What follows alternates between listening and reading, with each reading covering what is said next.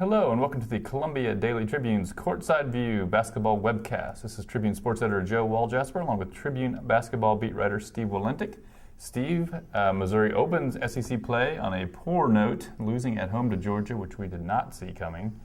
Then they did bounce back to beat Auburn on the road. But that Georgia loss, I think, is one that took a lot of us by surprise. Did that change how you think about Missouri? I know last week at this time we were talking about them as being a contender for the SEC championship. Do you think now, do they slide down to where you're beginning to wonder, are they an NCAA tournament team at all? Well, I still think they're an NCAA tournament team, but it's certainly hard to think of them as a contender anymore. Obviously, it's only one game, but that's a Georgia team that hadn't beaten anybody in the top 200 in the RPI before last Wednesday when they come to Mizzou Arena. Mm-hmm. Missouri's, I thought, really struggled at Auburn offensively, especially just shot the ball dreadfully. And right now they're through two SEC games. They're the worst field goal percentage shooting team in the league. And they haven't necessarily played great defensive team. So I do think you wonder about the ineffectiveness of them at the offensive end. I think they've got time to make up for one home loss by winning extra road games, and they're now 2-0 on the road. But as seeing them as a team that can challenge Florida, which just won at Arkansas without their best player playing at all in the game, that seems like a stretch to me. I think to be last year they were a number 9 seed in the NCAA tournament, and they had an 11-7 SEC conference record. I think if they go 11-7 in the SEC, they're in the tournament, no question about it. That would give them 23 wins. So I still think they're in pretty good shape as far as that goes. But yeah, I don't think when you compare Missouri to what Florida's got, it's not that Missouri is underachieving, but they're just not nearly as good, I don't think, as Florida. Missouri has, an unnatural fit at point guard in Jordan Clarkson, and then a freshman. I think Florida's got a really good fit at point guard in Scotty Wilbekin, and then a better freshman in Casey Hill. They've got more size, more experience. I think Missouri's got a couple really good players. I obviously think Clarkson fits that description. I think Jabari Brown does. Ernest Ross has been really consistent and had a solid game against his old team, and was a big reason that they won down the stretch. But I don't think Frank Haith has as many options to go to as Billy Donovan does. I don't think Missouri defends the same way that Florida defends, and I don't think they're as good offensively. I think this is a team that hasn't looked very cohesive. They've been successful and they play hard, and I think you have to say that. They really hammered Auburn on the offensive glass the way they should have hammered Auburn on the offensive glass. And they've done things like that, but they're not blowing people out. They're winning games because they're playing hard, and they're doing a reasonably good job of executing in key situations. You saw the defensive stand they made, in a 3-point game there at the end on Saturday. But I don't think they look like a great team, and I really don't think they've looked like a great team all year. The one game where you could say they didn't play hard enough was the Georgia game. I think Frank Haith had that opinion of the game that they didn't take it seriously enough for one thing, and maybe didn't once they realized they were in for a game, never really matched Georgia's effort. And I do think that that's certainly a fair comment, but I also think it's been the exception for this team. And I think, you could make the argument, I think it's a compelling argument that they learned from that and really played pretty hard, even though they shot under or barely 30% in the first half of that game at Auburn and still had the lead, and one of their two best players was sitting on the bench for 10 minutes in the first half. I think they've been a fairly gritty team, maybe in a departure from the last 2 years, but I don't think they've certainly haven't looked like the cohesive offensive juggernaut that they were 2 years ago and even at times last year. Their biggest issue obviously is what they're getting out of their front court, which is a little complicated further by the fact that probably their best front court player, Tony Criswell, I'd second, but yeah, has been in and out of the doghouse, I think it would be fair to say. I don't know that it's going to be a highly emotional senior day for Frank Haith when Tony Criswell bids adieu to Missouri. He's been suspended now for 3 games, including the Auburn game on Saturday. What kind of is the state of affairs in Missouri's front court now? We did see the newcomers, Keanu Post and Torrin Jones, help them out with rebounding at least at Auburn. I mean, what do you see out of that group? Well, I think Jonathan Williams has been the most constant presence they've had in the front court, and I think he's going to continue to get better. Ryan Rosberg struggled in back-to-back SEC games now, and you wonder, can he make that adjustment where, Missouri from now on is going to be playing teams that have big guys who are reasonably athletic. That's the nature of the SEC in the front court, and he hasn't adjusted to that very well. Fouled out on Saturday, was really ineffective against Georgia, got 2 of his 3 shots blocked. He'd been pretty steady for them, but I think he's going to have to be able to show that he can play against bigger, more athletic guys and still be effective. I do think they're going to need Criswell at some point because he takes bad shots sometimes, and certainly did against Georgia and really hurt them in that game, going 2 for 9 and took way too many jump shots. I think he was 1 for 7 in the first half. But he still is a guy who plays hard, can be a pretty good rebounder, solid defender.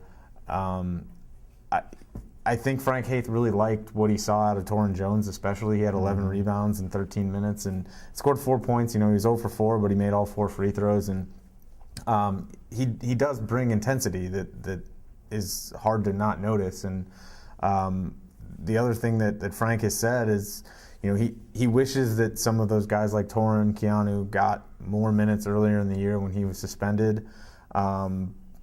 I think he's decided now that he's going to play those guys, even if it means they're going to struggle some.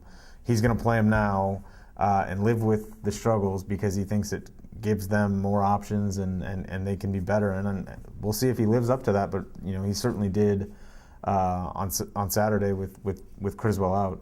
It was an interesting game at Auburn because, on the one hand, their big men, including their young big men, got a lot of offensive rebounds, which would lead you to believe they were kind of throwing their weight around and doing good things inside.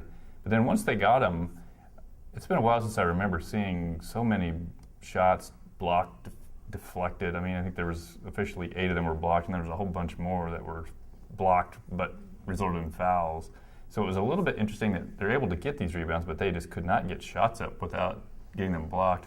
I thought maybe Post especially was a guy that's a little slow off. He would get the ball, and it would seem like he had an open path to the basket, and then it seems like a few seconds later you're still waiting for him to get off the ground. I think he's a guy that maybe isn't super athletic in terms of being a fast leaper. And he also doesn't think quickly. He thinks a lot out on the floor, and he's not reacting. So I think he's very robotic because of it, because nothing seems to come instinctively to him right now, and hasn't when he's been on the floor. Maybe the best play in that direction that we saw was he had the reverse layup late in the first half when Missouri was on a little run to take the lead, and that looked like a play that he just made a natural play. But usually it seems like he gets the ball and is kind of unsure of himself as to what to do, and that leads you, even when you're 6'11", to giving smaller players a chance to block your shot. I think it was like they were up against 5 Mutombos out there or something. It's like I had no idea Auburn was such a juggernaut as far as blocking shots. And I think I think the problem's different for Torrin versus Keanu, because I think Keanu it's not being decisive enough. I think with Torrin he's just really raw offensively at this point. I think he's going to learn to use Bob Knight's favorite weapon, the shot fake and things like that. But he's going. He's just not always sure where he's going. I think Keanu is kind of hanging back, not sure what to do. And I guess it's all the more noticeable when last year you had Oriaki, who was such a great finisher, and then the year before that, where you had a guy who wasn't very athletic either, Ricardo Ratliff, but always got his shots off and always made them. So maybe a little bit spoiled as far as watching guys who could pretty effectively wheel and deal in the paint. Maybe with this batch, if you can get the offensive rebound, just kick it back out to a guard and reset it. That might be their best bet. Lastly, I guess the issue at point guard in the Auburn game, we saw Wes Clark get about 33 minutes playing mostly at point and moving Jordan Clarkson off the ball. That came after the Georgia game where Frank Haith was a little bit displeased with the amount of, or the way the ball stuck in the hands of Jordan Clarkson and his lack of passing. Do you think this is something we're going to see more of, with more of Wes Clark being the point? I do think so. I mean, a lot of the reason that Wes was out there 33 minutes was that Jabari Brown was in foul trouble in the first half. But I do think, I mean, it's undeniable that the offense looks a little bit better when not only Wes is running the point and Jordan's off the ball, but also, as Frank Haith will say, that when Missouri goes small and has Ernest Ross at the 4, I think that's clearly been, from the beginning, that's their best lineup. They have to make a decision. Can they rebound well enough? Can they defend well enough inside with that lineup? As long as that's the case, and I think it was against Auburn, then yeah, I mean, they definitely should do that, because I think Wes is the guy who's best at keeping the ball moving, because he's not looking to score, as Jordan understandably is. I think it makes it easier for Jordan because he's focused on getting the ball and doing what comes naturally to him. He's more comfortable off the ball. The other thing that I think is big is when he's on the wing, defenses can't set up for him the same way. You know, if he's bringing up the ball up the floor, all eyes are on him, and they're looking to see what he's going to do next. They don't know when he's going to get the ball when he's off the ball. So it's harder to be prepared to, cut off his driving lanes. It's been, pointed out a reasonable amount in the last couple of weeks. He has a tendency to go right.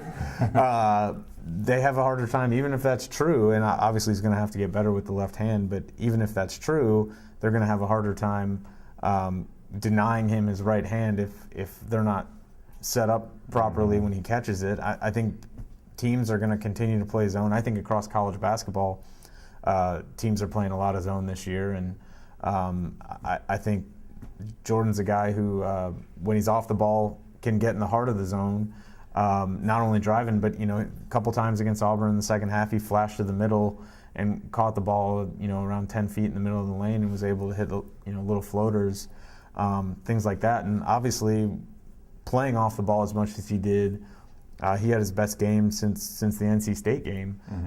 I thought played really well and really scored the ball well in the second half when Missouri pulled the game out. Yeah, one thing I've noticed about when teams go small, it seems like the immediate reaction of the opposing coach is not to say, let's see if I can go big now and exploit their smallness. It seems to be, I need to match their smallness by going small myself. And if other coaches are going to do that, then you really have nothing to lose by going small. That was pretty much the story of 2 years ago at Missouri, where they would go small and other teams would try to match their smallness, and Missouri's small guys are better. So I think a guy like Ernest Ross is big enough that he should be able to defend most power forwards. So that might be their best lineup, but we'll see. And I think it's true that, like 2 years ago, I do think when you go small, I do think that Missouri's guards are better. I mean, they've got some really high-level guards, and definitely take advantage of it. All right, so Missouri 1-1 in the SEC. This week they go to Vanderbilt, then they're home against Alabama. So I think what you're beginning to see is that even if you suffered an early loss that you may not have expected, there's ample opportunity to get back on track in the SEC. So we'll see how they do. Next week we'll discuss those two games and look forward to the rest of the SEC slate.